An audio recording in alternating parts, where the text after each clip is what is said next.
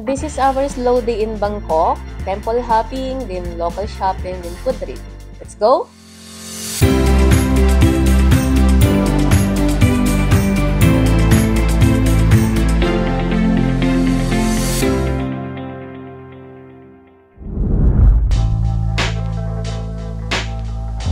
Quick breakfast lang before we head out to explore Bangkok.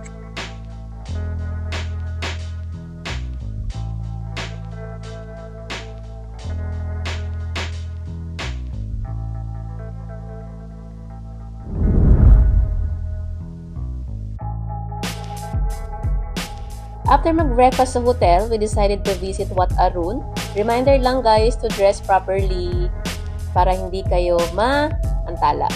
Sa entrance, may magpaparent ng costumes, makeup at photography packages. Pero tip lang, shop around muna. So okay, yun natanong kami ng ng costume. It's 2.5 baht for 1 to 2 person for 1 hour. Libre na yung makeup, pati photoshoot. Pero mamimili ka depende sa costume kasi pag may mga gandang costume, parang mag-a-add sila ng price. Okay. So mas mura nga dito. Nice. 50 Dalawa na tayo nun 1.8, 1.6. So mas mura dito, 1.6 for 2, 1 hour naman. Kasama na yung photoshoot, makeup, hair, and costume. This is nice. Wow. Parang pretty yung blue. Ito or ito. Mas gusto ko to. Hindi man tingkad. I love this one. This one.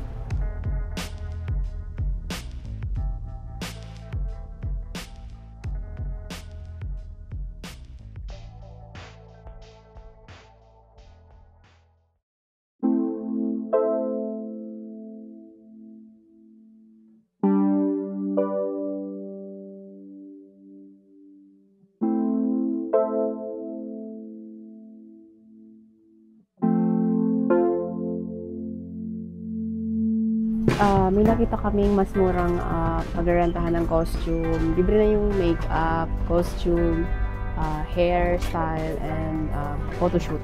So, it's 1.6 baht for 2 and good for 1 hour. So, let's go. Mag-photoshoot na tayo. Ayun na. 45. What's your name? San. San. Okay, San. So, papunta kami ngayon sa picture spot. Kasama namin si San. Ang aming photographer. This is nice. Ang galing din ng photographer namin, sobra. Well-trained talaga. Sila ang mga mag-conceptualize ng mga aura mote.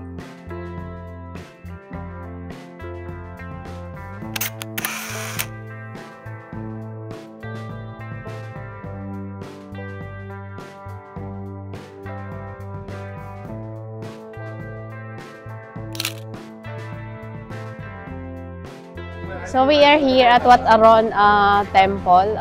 Sobrang ganda niya, sobrang laki. Sobrang taas niya and sobrang intricate nung every detail nung niya, design niya. And nandito na kami kanina pero naka-costume, nag-photoshoot lang kami pero bumalik kami para i-namnamin yung bawat detalye ng temple. So, as you can see, sobrang laki niya. Sobrang ganda ng detalye ng niya, ng design. Sobrang nakakamangha. Mamamangha ka kung nandito ka. Sobrang laki ng temple. Sobrang taas niya. Hindi mo alam kung paano nila na-build to. Sobrang ganda. Sobrang worth it para bisitahin as a tourist.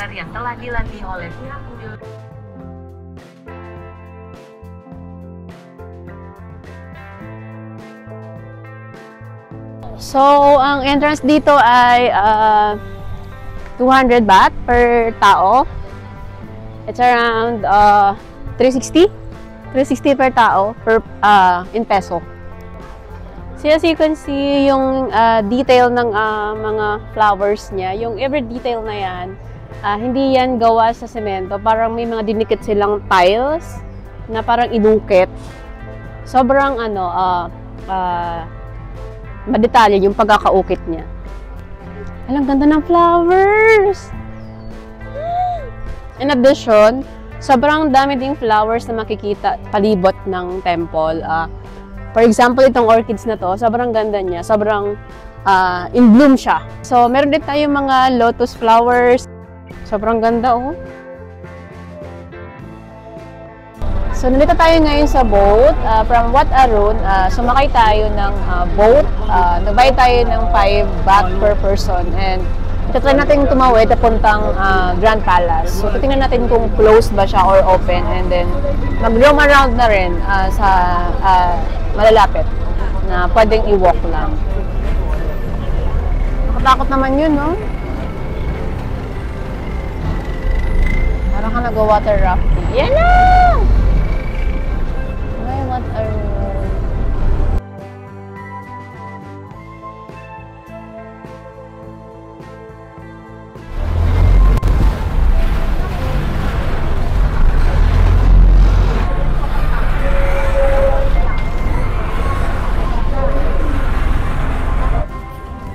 It's a normal boat crossing the river. Medyo malakas na yung current ng river and kailangan doble yung makina para malabanan yung current at hindi siya maanod. So all in all, it's okay. Mura siya for 5 baht.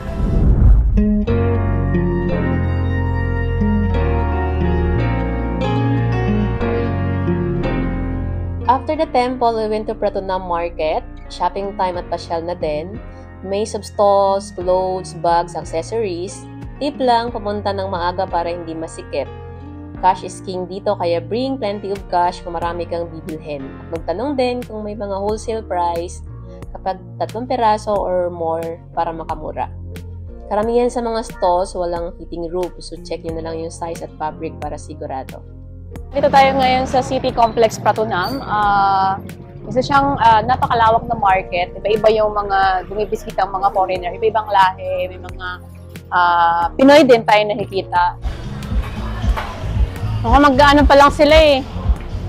Magbubukas pa lang yung iba. How much is this? This 121. 120. A small one 100. No. Medyo masikip na ano yan. Night market. Ito yung parang mapuntang paketa ng Divisoria Mall. Parang sarap naman ng langkan. Naka.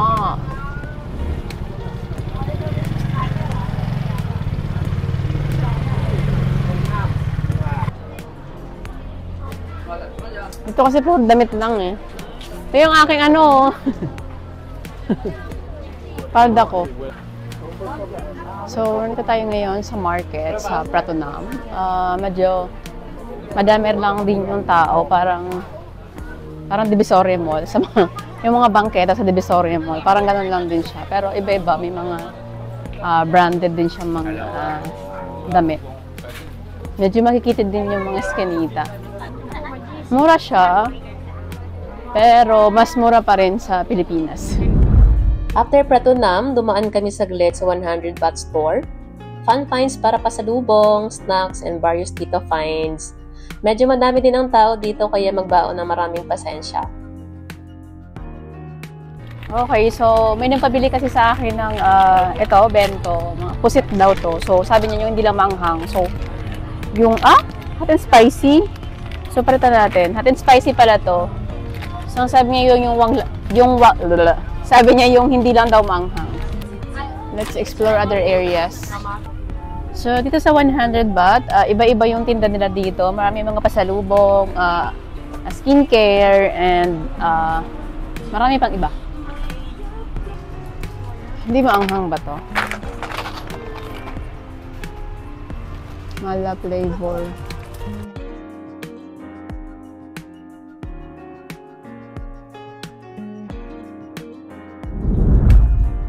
At dahil nagutom kami, trinay namin ang food court sa Platinum Mall. Marami ding stalls, Thai classics and Asian comfort food. May pad thai as usual, chicken rice, mango sticky rice, and fresh juices. Medyo pricey nga lang dito ang mga food at ibang bilihin din.